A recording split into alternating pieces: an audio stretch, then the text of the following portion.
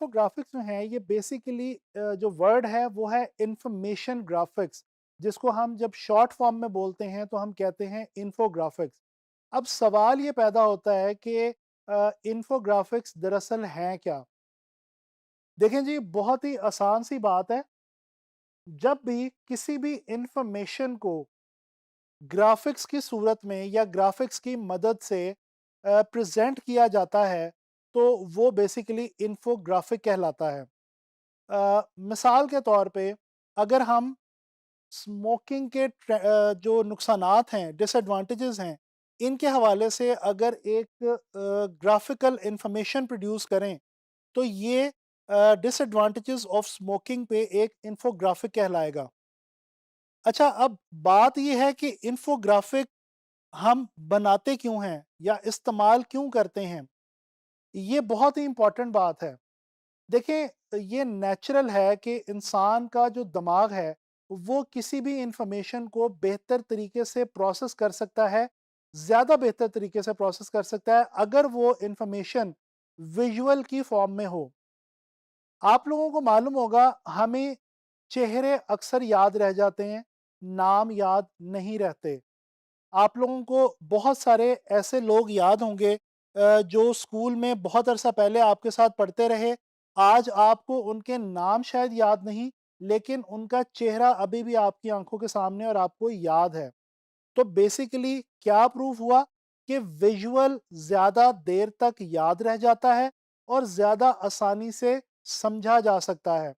इसीलिए हम किसी भी इंफॉर्मेशन को जब प्रेजेंट करते हैं तो बीइंग ग्राफिक डिज़ाइनर हम उसको ग्राफिक्स की सूरत में या विजुअल की सूरत में जो है वो प्रेजेंट करते हैं, और यही कहलाता है इन्फोग्राफिक्स।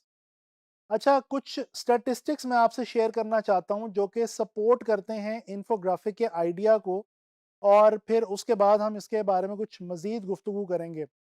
एक मोहतात रिसर्च के मुताबिक 40% लोग जो हैं वो किसी भी इंफॉर्मेशन को ज़्यादा बेहतर तरीके से रिस्पॉन्स करते हैं, समझते हैं, जब वो इंफॉर्मेशन विजुअल की फॉर्म में होती है, ना कि अल्फाज की फॉर्म में। देखें, हमें पता है कि कोई भी जो इंफॉर्मेशन है वो वर्ड्स की सूरत में प्रोवाइड की जा सकती है, जैसे कि इस वक्त मैं भी आप लोगों से बात कर रहा हूँ और आप लोगों को कुछ चीज़ समझा रहा हूँ। जब मैं उसी कॉन्सेप्ट के हवाले से या उसी चीज़ के हवाले से आपको कोई एग्जांपल दिखाता हूँ जो विजुअल फॉर्म में होती है, तो आपके लिए उस चीज़ को समझना ज़्यादा आसान हो जाता है। लिहाजा यही वो वजह है जिसकी वजह से हम लोग इन्फोग्राफिक को डिज़ाइन करते हैं। अच्छा, एक और रिसर्च ये कहती है कि 45% से भी ज़्यादा मार्केटियर्स या बिज़नेस को रन करने वाले जो लोग हैं, वो आज के दौर में अपनी प्रोडक्ट्स को सेल करने के लिए या उनको प्रमोट करने के लिए इन्फोग्राफिक का सहारा लेते हैं। मिसाल के तौर पे अगर एक चाय का ब्रांड है और वो उन्होंने अपना एक फेसबुक पे पेज बनाया या किसी भी सोशल कम्युनिकेशन वेबसाइट पे पेज बनाया या अपनी एक वेबसाइट बनाई। अब वो अपनी वेबसाइट पे या अपने फेसबुक पेज के ऊपर एक इन्फोग्राफिक बना के शो करेंगे, जो कि क्या बता रहा होगा? वो बता रहा होगा कि चाय पीने से इंसान की जो वर्क कैपेसिटी है या जो उसकी परफॉर्मेंस है, वो किस कदर बूस्ट हो जाती है। तो ये चाय और कॉफ़ी के जो ब्रांड्स होते हैं, वो अक्सर अपनी सोशल कम्युनिकेशन वेबसाइट्स पे या अपनी ऑफिशियल वेबसाइट्स पे इस तरह की इन्फोग्राफिक्स बनाते हैं और लॉन्च करते हैं, ताकि देखने वाले जो हैं वो उनकी प्रोडक्ट में इंटरेस्ट लें। अच्छा, अगर कुछ थोड़ी-सी हिस्ट्री की बात की जाए इन्फोग्राफिक की, तो ये भी एक बहुत ही इंटरेस्टिंग फैक्ट है कि इन्फोग्राफिक की हिस्ट्री जो है वो बहुत ज़्यादा पुरानी है। जो केव पेंटिंग है, जिसकी एक नमूना आप इस वक़्त देख सकते हैं, कहा यह जाता है कि ये जो केव पेंटिंग है, जो इंसान ने गारों के दौर में, जब वो गारों में रहता था और उसके पास प्रॉपर लैंग्वेज सिस्टम भी नहीं था, उस दौर में इंसान ने इन्फोग्राफिक्स का सहारा लिया अपना मैसेज दूसरे इंसानों तक कम्युनिकेट करने के लिए। अगर हम गौर करें तो इन केव पेंटिंग्स के अंदर उस दौर के जो लोग थे, गारों के ज़माने के, उन्होंने मुख्तलिफ जानवरों से बचने के लिए, खतरे से बचने के लिए इंफॉर्मेशन जो है वो प्रोवाइड की दूसरे लोगों को, और इसी तरह से तस्वीरी खाकों की मदद से शिकार के हवाले से भी इंफॉर्मेशन जो है वो दी लोगों को। तो ये जो एक केव पेंटिंग है, इसको माना जाता है कि ये इन्फोग्राफिक का जो अमल था, वो इस केव पेंटिंग के साथ ही शुरू हो गया था, जब इंसान ने विजुअल की फॉर्म में या तस्वीरी खाकों की मदद से कोई भी इंफॉर्मेशन दूसरे इंसान तक पहुंचाना शुरू की थी। तो चलें अब कुछ बात कर लेते हैं इन्फोग्राफिक की टाइप्स के हवाले से। 3 मेजर कैटेगरीज़ या टाइप्स पाई जाती हैं इन्फोग्राफिक्स के हवाले से। जो 3 मेजर कैटेगरीज़ हैं, उनमें से जो पहली कैटेगरी या टाइप है, वो है स्टैटिस्टिकल इन्फोग्राफिक। ये जो स्टैटिस्टिकल इन्फोग्राफिक होते हैं, ये वो होते हैं जिनका ताल्लुक अदाद-ओ-शुमार से होता है। जिस तरह अभी मैंने आपको सिगरेट पीने के नुकसानात के हवाले से बात की, तो इसी हवाले से अगर कोई ऐसा इन्फोग्राफिक क्रिएट किया जाए जो मुतालिया कर रहा हो या मुशाहिदा कर रहा हो इस चीज़ के ऊपर कि सिगरेट पीने वाले लोगों में कितने ज़्यादा चांसेस हैं कैंसर की बीमारी लाहक होने के बजाय उन लोगों के जो कि सिगरेट नहीं पीते।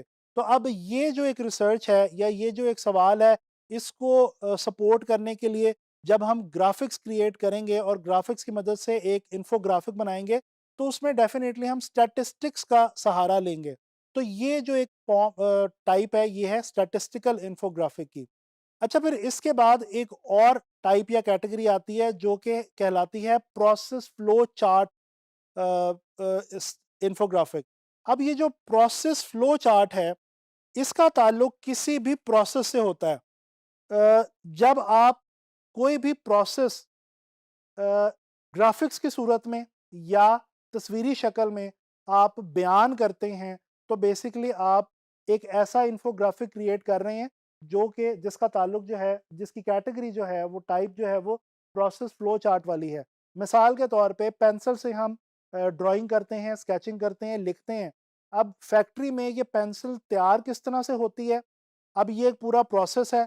अगर इस प्रोसेस के हवाले से एक इन्फोग्राफिक क्रिएट किया जाए, तो वो कहलाएगा एक प्रोसेस फ्लो इन्फोग्राफिक।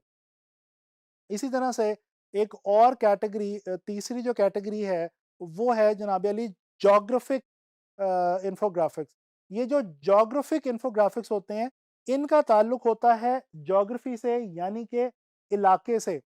मिसाल के तौर पे अगर हम बात कर लें कि एशिया के रीजन के अंदर आईटी एजुकेशन के हवाले से क्या ट्रेंड्स हैं, तो अब ये जो बात है, जो रिसर्च है, इसको अगर हम ग्राफिक्स की सूरत में बनाएंगे, तो इसके अंदर डेफिनेटली हमें एशिया का जो रीजन है, जो ज्योग्राफी है, वो हमें शो करनी पड़ेगी और उस ज्योग्राफी की बुनियाद के ऊपर हम जो है ये ग्राफिक क्रिएट करेंगे इंफॉर्मेशन को हासिल करके। तो बेसिकली इंफॉर्मेशन ग्राफिक्स के बारे में आपने देखा कि ये एक ऐसा काम है जो ग्राफिक डिज़ाइनर्स जिसकी मदद से किसी भी किस्म की इंफॉर्मेशन को ग्राफिक्स की मदद से और तस्वीरी शक्ल के अंदर प्रेज़ेंट करते हैं, और इसका फ़ायदा ये होता है कि जो देखने वाला है, जो व्यूअर है, वो बड़ी आसानी से उस इंफॉर्मेशन को अंडरस्टैंड कर सकता है और ज़्यादा देर तक याद रख सकता है। आजकल के दौर के अंदर डिजिटलाइज़ेशन का दौर है और डिजिटल मीडिया का दौर है। डिजिटल मीडिया के ऊपर आप किसी भी बड़े ब्रांड या बड़ी कंपनी के फ़ेसबुक पेज पे चले जाएँ, आप इंस्टाग्राम प्रोफाइल्स पे चले जाएँ, वहाँ पे वो जो कंपनीज़ हैं, जो ब्रांड्स हैं, वो अपनी प्रोडक्ट या सर्विस से रेलेवेंट टॉपिक्स पे रिसर्च करके डिफरेंट इन्फोग्राफिक्स जो हैं, वो डिज़ाइनर से, ग्राफिक डिज़ाइनर से बनवा के वहाँ पे अपलोड करते हैं और लोगों तक पहुँचाते हैं, ताकि लोगों का उनके जो ब्रांड या प्रोडक्ट है, उसमें इंटरेस्ट बना रहे और उनकी जो वो वेबसाइट है, उसके ऊपर उनकी ट्रैफ़िक भी रहे, ज़्यादा से ज़्यादा लोग उसको विज़िट करते रहें।